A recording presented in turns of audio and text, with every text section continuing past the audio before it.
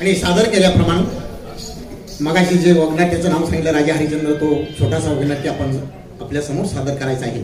तर त्याच्यानंतर बाकीचे जे काय वगनाट्यामधल्या काही थोड्याफार म्हणण्या जे आहे ते पारंपरिक पद्धतीतून थोडंफार ज्या त्या महत्वाच्या ठिकाणी त्या घेतल्या जातील. तरी सर्वांनी शांतता ठेवायचीच आपल्या चरणी या कामाची.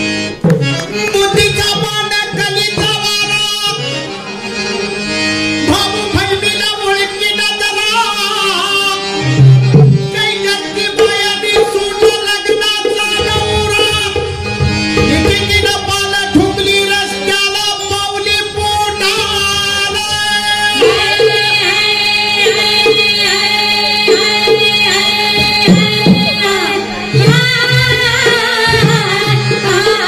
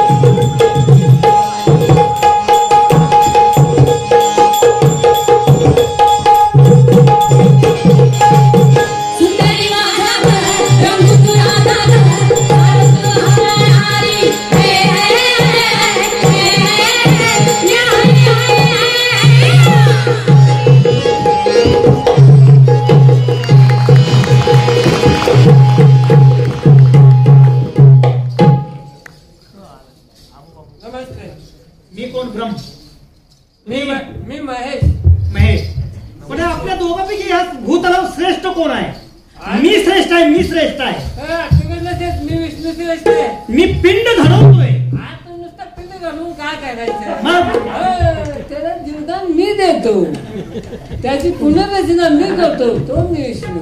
मी श्रेष्ठ नाही, तुम्ही श्रेष्ठ, मी श्रेष्ठ. पण आपल्या दोघांचं भांडण नको.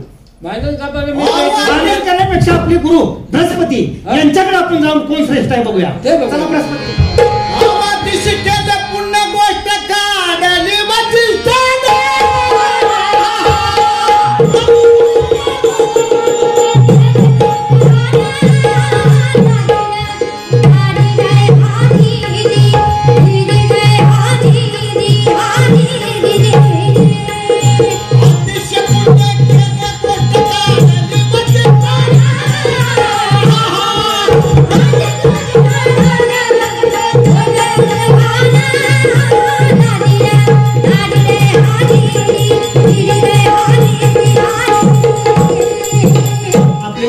महाराजांच्याकडे आपण आलोय, त्यांना बोलवून घेऊया. त्याशिवाय आपल्या दोघांचं भांडण मिटणार नाही. ओ गुरुवर्या, हो आम्ही ब्रह्मा विष्णू आलोय. ब्रह्मा विष्णू हो, येण्याचं कारण इकडे जरा बाहेर आहे. मी सांगतो. आमच्यात भांडण चाललंय. मला ऐकाय सांगा. येण्याचं कारण म्हणजे आमच्या दोघांचं भांडण लागलंय. ह्या सृष्टीवर मी श्रेष्ठ का तो श्रेष्ठ? नाही, हा? तुम्ही चुकीच्या मार्गाने चाललाय. म्हणजे आपल्या देवापैकी कोणी श्रेष्ठ नसून श्रेष्ठ कोण आहे तुम्हाला सांगू? कोण? आव कोटीने कोटी पुण्य केलं त्या हरीच्या राजा.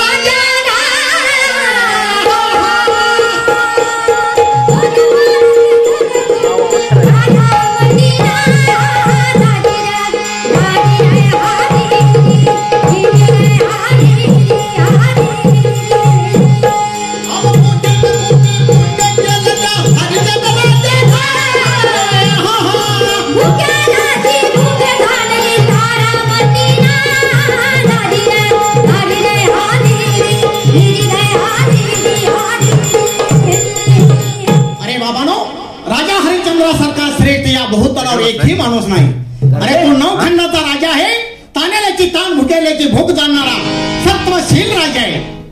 मग आता असं करा, तुम्हा दोघांपैकी कोणी श्रेष्ठ नसून राजा हरिश्चंद्राच्या नावाची टाळी वाजवा, म्हणजे आपल्या दरबारमध्ये, या इंद्र दरबारमध्ये राजाची निवड झाली असं सगळ्या नगरीला, सगळ्या लोकांना कळलं.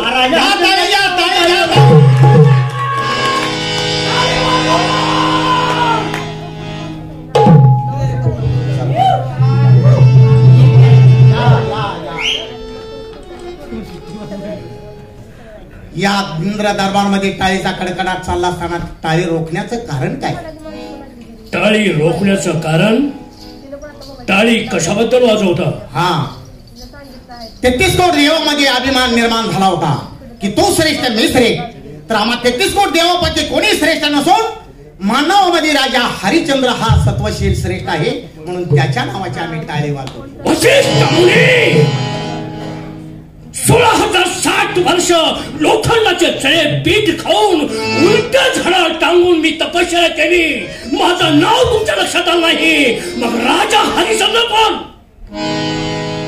बरोबर आहे, पण मला एक सांगा, तुम्ही 1660,000 वर्ष तपश्चर्या करून लोकांना लहू पीठ खाऊन झाडाला उलट टांगलं, पण तुमच्यापासून कुणाला सुख लागलं का? नाही. तसा राजा हरिश्चंद्र रोज जनतेला सवामान सोनं दान करतो, भुक्याल्याची भूक जाणतो, तानेल्याची ताण जाणतो, म्हणून तो सर्वापेक्षा श्रेष्ठ आहे आणि त्याच्या नावाची आम्ही टाळी घेतली.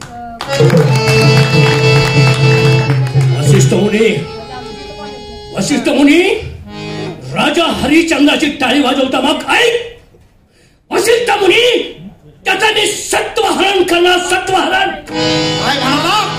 त्याचं सत्वहरण करणार? वा, मग तुम्ही जर त्याचं सत्वहरण केलं तर इंद्राच्या उजव्या बाजूची जागा 3 दिवस तुम्हाला भोगण्यासाठी मिळेल. पण मला एक सांगा, जर त्याचं सत्वहरण केलं नाही तर? त्याचं सत्वहरण नाही केलं तर तुम्ही जे शिक्षा द्याल ती तुम्हाला मंजूर आहे? दुसरी शिक्षा नाही. 1660,000 वर्षे केलेले तपश्चर्याचं पुण्य त्या राजा हरिश्चंद्राला तुम्ही दान केलं पाहिजे. कबूल आहे? ठीक आहे वसिष्ठ मुनी, ही अट मला मान्य आहे.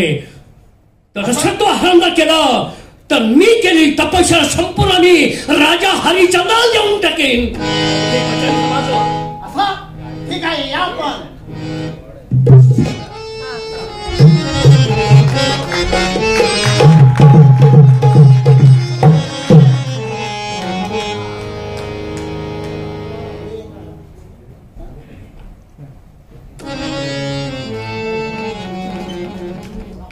रोशन रहे तुम्हारे दरबार की रौनक गुले बाग बाग, रोशन रहे तुम्हारे दरबार की रौनक गुले बाग बाग. दुआ करता हूँ आप सभी के लिए, बंदा हाजिर है खिदमत में आप. याच देहाला राजा हरिश्चंद्र म्हणतात. पण आज आम्ही दरबारमध्ये आलोय, पण आमच्या अगोदर येणारे पहारेकरी यांचा मात्र पत्ता नाही. काय करतात कोणास ठाऊक, पण आज आम्ही आलोय, आज त्यांचा समाचार आहे. काय रे, तुम्ही नेहमी दरबारमध्ये किती वाजता येता रे? बरोबर, नेहमी टाइम येतो. मग आज? अरे प्रपंचामध्ये अनेक गोष्टी असतात, चालणार नाही.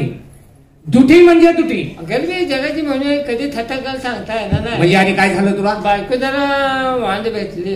अरे वाण म्हणजे अर्धांत आहे, आगाव आहे, जरा लगेच आहे, पण आगाव ऐकतच नाही कसं. बायको मध्ये काय करायचं, तुम्ही नोकरी करता कशाला, मुलं बाळ उपाशी मला तुम्ही कशाला नोकरी करता? हा 300 रुपये पगार मिळतो, तुमचे काय पडते महिना तुम्ही काम करता आणि 300 रुपये पगार मिळतो. अरे पण कायमस्वरूपीचं काम आहे. कायमस्वरूपी असलं तर सकाळी माणूस हातला गेला म्हणजे जवळजवळ 1000 रुपयाचे काम कोण पडतं, तुम्हाला महिना 300 रुपये पगार, काय याचा उपयोग काय? त्यामध्ये आमच्या दोघांचं जरा भांडण चालू होतं. बर मग पुढे काय भांडण मिटवलं शेवटी, शेवटी बायकाचं ऐकावं लागतं. अरे त्यांचं ऐकल्याशिवाय आता पर्यायच नाही. मग त्याशिवाय येणारच चालत नाही. तुमचं भांडण मिटले ना? मिटले. आता भांडण परत करायचं नाही. आता कशाला? अरे पत्नी ही 7 जन्माची सोबती आहे. हो, आई वडिलाच्या माग बायको ही त्याची आईच असते. हा, ज्याला कळलं त्याचाच प्रपंच आहे. त्याचा जो वापर करून गप बसली नव्हतं, ते बायकोच आहे की नाही.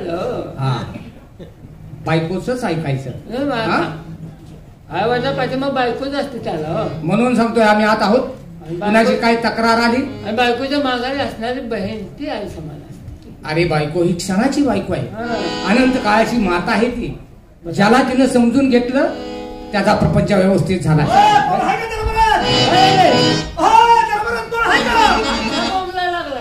वाघ सुटलाय, माझी पाच चित्राब खाल्ली. वाघ सुटलाय, चित्राब खाल्ली, गाबूती शिळी, शिळी गाबूती. काय लय नुकसान झालं गेलं. नाही मोठं महाराज कुठं, महाराजांना सांगा की. महाराज, हो महाराज, गरीबाची जनावर पाक खाल्ले ती राहू, काय तर भरपाई द्या क्या. थांब काय रे महाराज, एक शेतकरी आला. बरं, आणि त्याची आणि त्या वाघ सुटलेला आहे, त्या वाघाने त्याची एक गाब शिळी खाल्लेली आहे. अरे बापरे, म्हणजे जंगलात वाघ सुटलाय. हा, तक्रार घेऊन आलाय. त्याची तक्रार लिहून घ्या आणि त्याला त्याचा मोबदला देऊन टाका. काय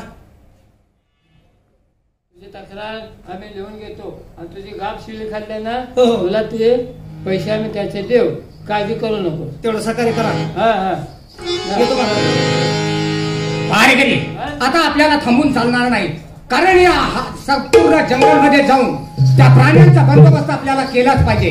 त्या वाघाने जमा करून जंगलामध्ये घातलेला आहे. आता या ठिकाणी आपल्याला थांबून चालणार नाही. गोरगरीब जनतेची सेवा करणं आपलं काम आहे आणि ती सेवा करत असताना कोणत्याही प्रकारची दीर्घाई नाही पाहिजे.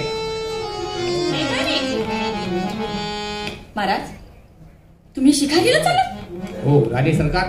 आणि मी इथे एकटीच घरामध्ये? नाही, मी तुमच्या बरोबर येणार. अहो, पण आम्हाला त्या घनदाट जंगलातून काट्या कुट्यातून जावं लागणार आहे. काही असू द्या, मी तुमच्या बरोबर मी काट्या कुट्यात सुद्धा चालायला मागं पुढे बघणार नाही. बरोबर आहे, कारण तुम्ही आमच्या धर्मपत्नी आहात, 7 जन्माच्या सोबती आहात. त्या अग्निभोवती प्रदर्शना मारत असताना 7 जन्मी हाच पती मिळावा म्हणून तुम्ही केलेली प्रार्थना खरोखरच आम्ही धन्य झालो. तुमच्यासारखी सुपत्नी आम्हाला मिळाली.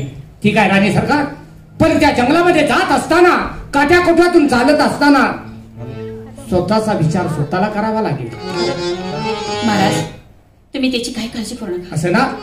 तुम्ही कुठल्या रस्त्याने जाचीला त्या रस्त्याने चालायला माझी ताकद आहे. चला मग, आमच्या सोबतीला येणार आहे ना? चला पहारेकरी.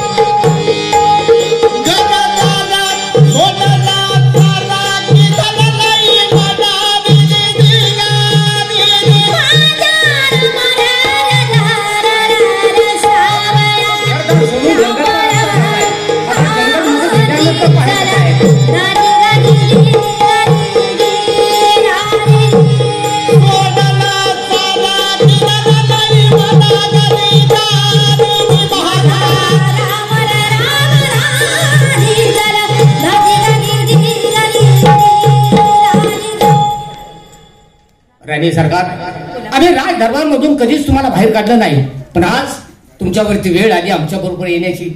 तर जंगलमध्ये जात असताना आपण राज दरबार सोडून जंगलचा रस्ता धरलेला आहे. हो. आता जंगलामध्ये जाऊया आणि त्या हिंस्र प्राण्यांचे शिकार आम्ही कोणत्या प्रकारे करतोय हे फक्त आपण दुरून पहा. हो, बघा कारण ना. जवळ येण्याचा प्रयत्न करू नका. जात असताना तुम्हाला थोडी जंगलची माहिती सांगतो, कारण कधी तुम्हाला या जंगलमध्ये येण्याचा योग आलेला नाही. आम्हाला जेवढी माहिती आहे तेवढी आम्ही तुम्हाला सांगण्याचा प्रयत्न करू. बरं चालेल.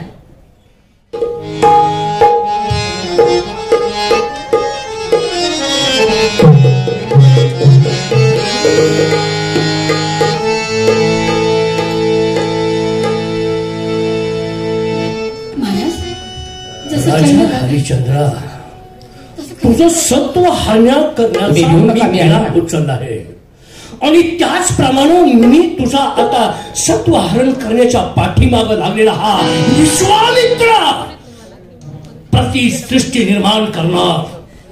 प्रथमतः तुम्हाला त्रास देण्यासाठी या पृथ्वी तळावरती प्रजेला त्रास देण्यासाठी मी मायावी प्राणी निर्माण करणार. हिंस्र प्राणी, वाघ, सिंह, माणसाला पाहता त्यांनी त्याच्यावरती छडा खाती पाहिजे आणि गिळंकृत केलं पाहिजे.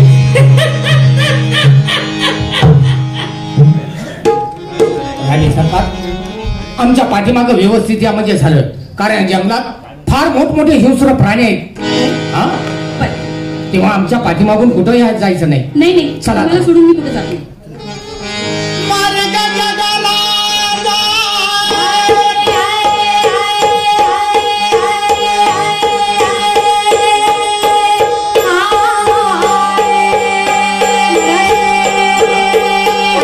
जंगल आहे, दाट जंगल आहे. हे खंडार जंगल आहे, यातच प्राणी आहे. याची शिकार आपल्याला करायची आहे.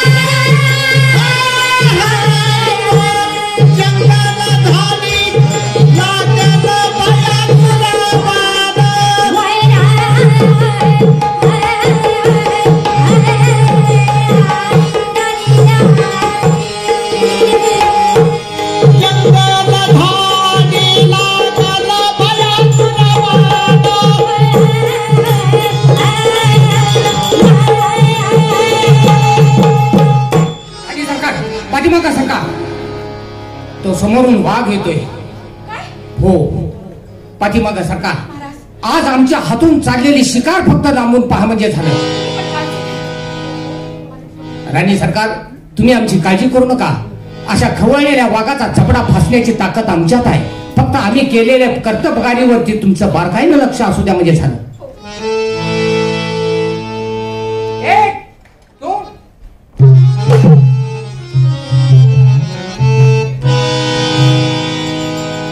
राणी सरकार, महाराज आज काय घडलं हेच समजायला मार्ग नाही. असं काय घडलंय? आतापर्यंत आम्ही कधी शिकारीमध्ये अपयशी नाही ठरलो. आमचा पहिला घाव, पहिला वार कधी वाया गेला नाही. पण आज आमच्या हातून हा खवळलेला वाघ निसटला आहे. नक्कीच याच्या पाठीमागं काहीतरी कारण असलं पाहिजे. म्हणजे असू द्या, तिकडे आपण लक्ष देऊन चालणार नाही. पण राणी सरकार, बोला. खरोखरच या जंगलामध्ये चालून चालून फार कंटाळा आलाय. आपण कधीच आमच्या साथीला नव्हता.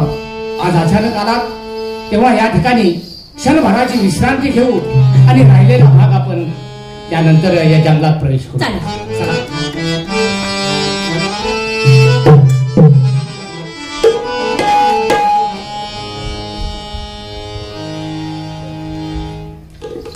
स्वप्नामध्ये गाठून लागला मागी तो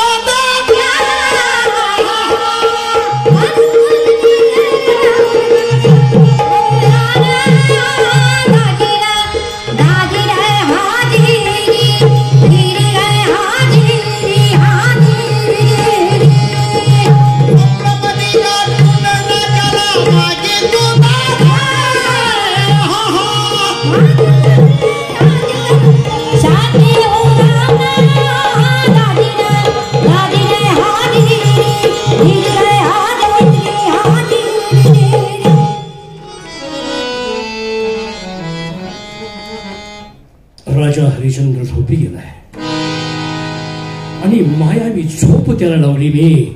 परंतु यात झोपेत मी महाराज महाराज मी गरीब ब्राह्मण आपल्याकडे एक भिक्षा मागण्यासाठी आलोय.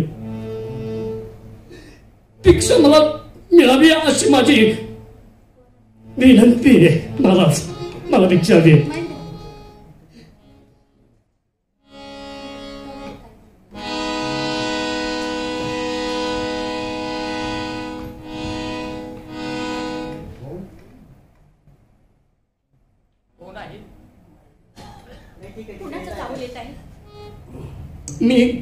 मी गरीब ब्राह्मण आहे. अचानक या जंगलामध्ये येण्याचं कारण? मी अशीच बंदकंती करीत होतो जंगलात, कोणी भिक्षा वाढेल का म्हणून. पण आपण तर झोपी गेलाय पाहिलं. तुमच्याकडून मला अपेक्षा फार मोठी आहे. मला भिक्षा हवी आहे. भिक्षा बोल, तुला काय हवं आहे ते. तुला जे काय हवं असेल ते मी तुला देऊन टाकेन. महाराज देऊन टाका. हो. मग त्यामधून मला वचन हवं आहे. वचन? हो. ठीक आहे, हे घे, मी तुला वचन देतोय. अवधौखंड प्रतिमेचा दान दिला तुला एका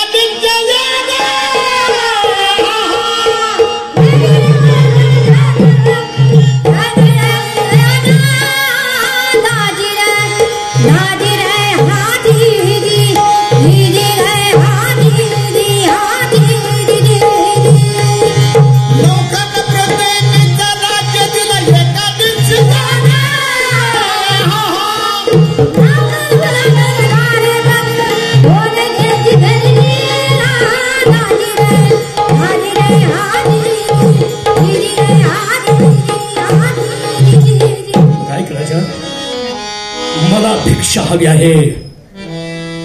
नौखंड पृथ्वीचं दान या ब्राह्मणाला पाहिजे. ठीक आहे,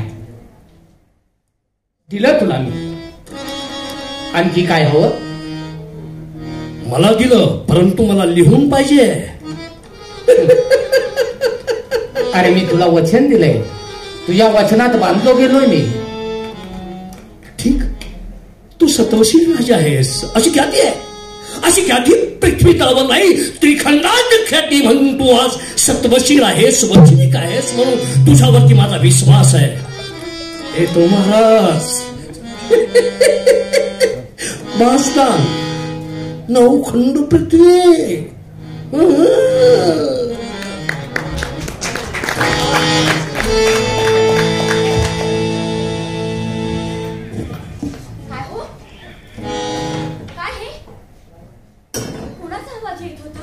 आणि तुम्ही?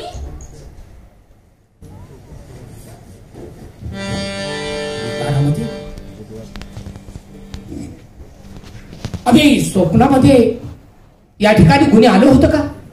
नाही, मी झोपलेली होते. अरे मी बी झोपी गेलो होतो. नाही तारामती, या ठिकाणी मी झोपी गेलेलो असता या ठिकाणी कुणीतरी आलं होतं. नाही मला, मी त्याच्याशी बोललोय. आता तुम्ही झोपलाय तर मी ती सेवेला तुमच्या थांबलोय. कुठे यात माणूस आला नाही, तुम्ही कोणासंग बोलताय? कोण आलं होतं? काय रे, एक ब्राह्मण आला होता या ठिकाणी. ब्राह्मण असं गपचिप येतो का? मी इथं जाय की तुमच्याकडे. नाही. हो, मला पण तेच म्हणायचं आहे. आलं नव्हतं कोण. अरे पण माझं मन मला सांगतंय. आणि मी स्वप्नामध्ये त्याला हे असणारं 9 खंडाचं राज्य देऊन टाकलंय. काय महाराज, हे काय केलं तुम्ही? स्वप्नात दिलं म्हणते. काय स्वप्न का? लगीन पोट फुगल्यावर बी स्वप्न पडते, छातीवर हात ठेवला तरी बी स्वप्न पडते. स्वप्नातल्या गोष्टी खऱ्या असते नाही. माझा त्यावरती विश्वास आहे. होय. हो. हे काय आपण दरबाराकडे जाऊ. चला ताबडतोब त्या ठिकाणी काय होतं ते कळलं पाहिजे आपल्याला. चला.